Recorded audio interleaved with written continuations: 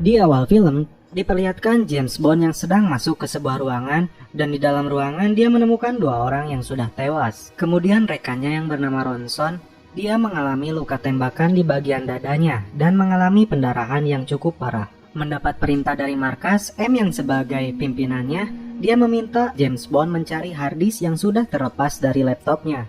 Bantuan medis pun dikirim untuk Ronson dan Bond mengejar pelakunya. Dia keluar dari ruangan tersebut. Dan rekannya yang bernama Moneypenny sudah menunggu dan membawa sebuah mobil jeep. Tersangka yang membawa kabur harddisk yang berisi daftar penting harus bisa Bond dapatkan kembali. Dan inilah aksi kejar-kejaran antara Bond dengan tersangka di tengah keramaian penduduk di sana.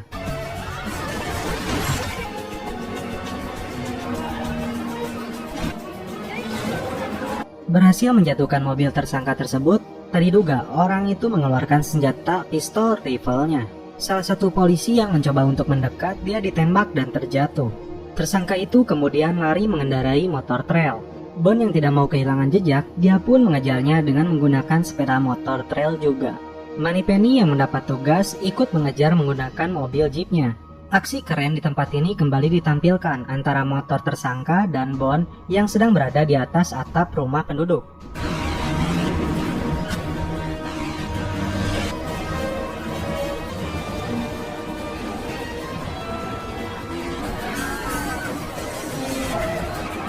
Di jembatan, tersangka dikepung oleh Bond dan Moneypenny, namun dia melompat ke atas kereta api.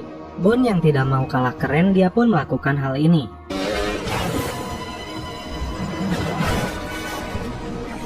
Aksi tembak-tembakan kembali terjadi di atas kereta antara Bond dan tersangka.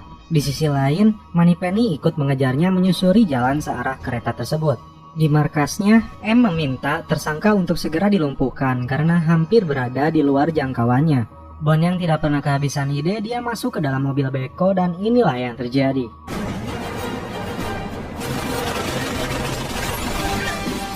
Di sini Bond tertembak di bagian dadanya. Kemudian tersangka menembak rantai penghubung gerbong kereta tersebut, yang membuat gerbong dia dan gerbong dari Bond terpisah. Namun karena kecerdasan Bond, inilah yang dilakukannya.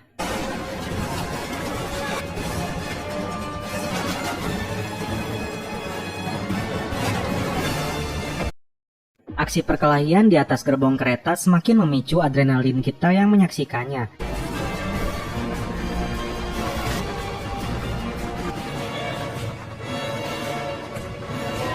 Moneypenny yang bersiap menembak, dia berada dalam posisi sulit dan waktu yang sedikit. Ketika kereta hampir memasuki kembali terowongan, namun salah sasaran Bond lah yang tertembak.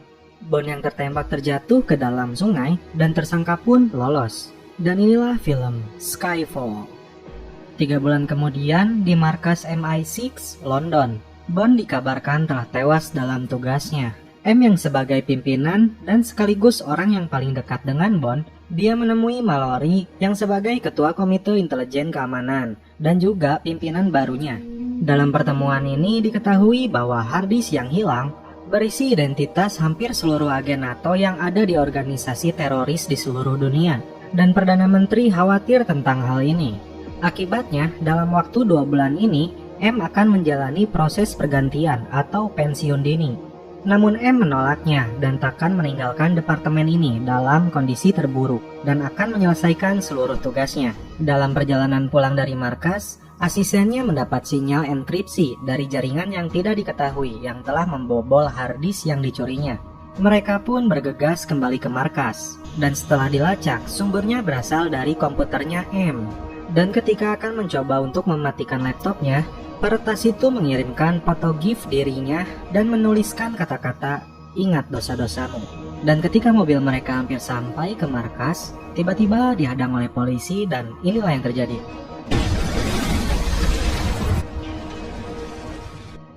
James Bond yang nyatanya masih hidup, dia sedang melakukan adegan celepot dengan seorang wanita. Dia berada di daerah pinggiran pantai. Di malam hari sepertinya dia sudah akrab dengan daerah ini dan terlihat aksi yang baru yang dimana dia meminum dengan kalajengking beracun di tangannya. Ketika dia menghabiskan 1 gelas tersebut, dengan seketika orang-orang di sana pun bersorak-sorai. Keesokan harinya, Bond yang sedang berada di bar, dia melihat tayangan CNN yang mengabarkan serangan teroris terhadap markasnya. Dan dikabarkan pula korban yang setidaknya 6 orang meninggal dan banyak yang terluka. Beralih ke M yang sedang memandangi peti jenazah anak buahnya, dan dia bertekad akan mencari pelaku kejahatan ini. M yang tiba di rumahnya tak disangka ternyata sudah ada James Bond yang sudah berada di belakangnya. Mereka satu sama lain saling kecewa, dan mereka mempunyai alasan masing-masing. Di sini M merasa kenapa Bond tidak menelponnya jika dia ternyata masih hidup. Di sisi lain Bond sendiri merasa sedang menikmati kematiannya karena kecewa kenapa detik-detik dia akan menangkap pelaku malah dirinya yang menjadi sasaran tembak, dan M tidak meminta maaf kepadanya. Ronson yang di scene awal tertembak bagian dadanya, dia pun tidak bisa terselamatkan. Dan tujuan Bond kembali adalah dia mengetahui bahwa markasnya diserang, dan organisasinya yang bernama MI6 membutuhkannya juga. Bond yang sekarang kembali siap bertugas, dia harus mengikuti seleksi tes terlebih dahulu. Di sini Bond datang kembali ke markas lamanya. Namun karena bagian gedung atas tersebut hancur akibat serangan teroris, markas barunya kini berada di bagian bawah bangunan. Bond mulai menjalani tesnya. Tes diawali dengan tes fisik. Bond yang awalnya seperti kuat, nyatanya dia sangat kelelahan. Dan juga ketika menjalani tes menembak, dia pun gagal untuk mengenai sasaran. Rasa sakit di bagian dadanya kembali terasa. Dan tes selanjutnya yaitu tes psikologis. Dalam tes ini aturannya cukup mengucapkan kata yang pertama terfikirkan di kepalanya.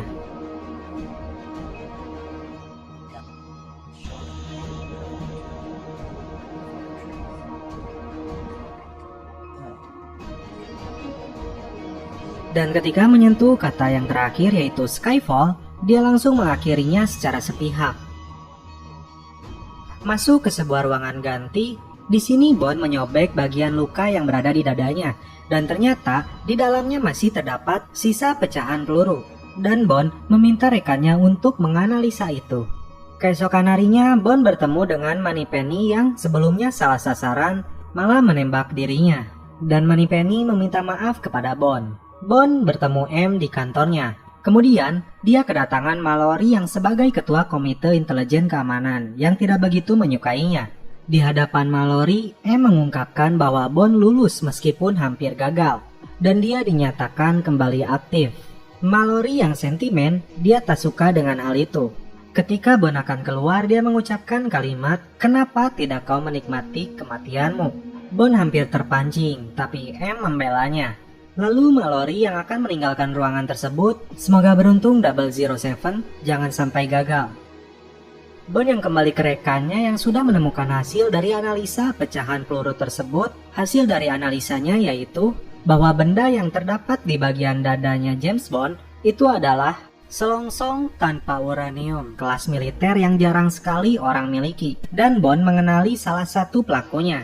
Namanya adalah Patrice, dan rekannya melalui CIA mendapat informasi 2 hari lagi dia akan berada di Shanghai, dan Bond memutuskan untuk berangkat. Namun sebelum itu dia bertemu dengan rekan barunya, sang ahli senjata yang disebut Key. Nah, di sisi lain ketika Bond berangkat meninggalkan rekan dan pimpinannya, di situ terjadi percakapan bahwa Bond sebenarnya tidak lulus tes. Kembali ke Bond yang bertemu dengan Key, dia mendapatkan sebuah pistol khusus yang menggunakan sistem deteksi sidik jari dan sebuah pemancar radio. Scene berpindah ke Shanghai.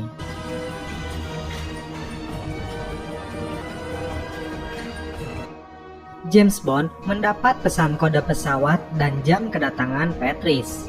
Dan keesokan harinya, Bond datang ke bandara dan melihat Patrice keluar dari bandara. Kemudian Bond pun mengikutinya. Hingga sampai di sebuah gedung, Patrice menjalankan misi jahatnya. Terlebih dahulu dia membunuh petugas keamanan di sana. Bond yang sudah dibekali pistol, dia pun mengikutinya.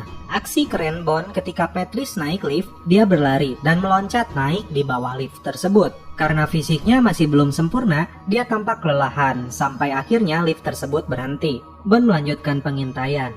Dan terlihat Patrice dia sedang mengeluarkan senjatanya dan merakitnya dan akan merencanakan sebuah bentuk pembunuhan. Di seberang gedung mereka terlihat beberapa orang sedang mempersiapkan sesuatu dan ada satu orang perempuan juga di sana. Ketika target dari Patrice sedang duduk dan melihat sebuah lukisan, dia langsung melancarkan aksinya dengan menembak kepala targetnya. Bond yang sudah diketahui keberadaannya hampir juga menjadi sasarannya. Aksi pertempuran mereka pun terjadi.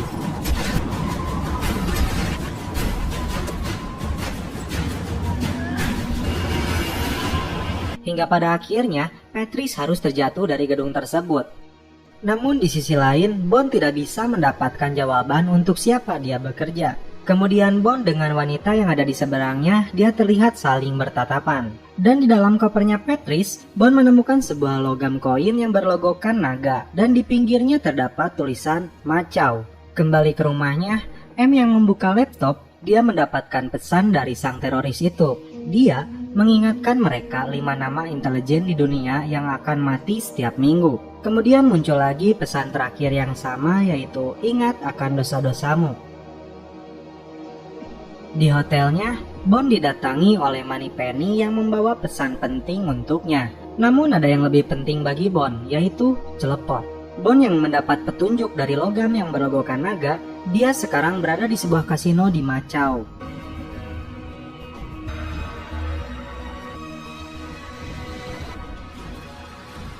Sesampainya di dalam, Bond tampaknya terlihat ditemani oleh Moneypenny.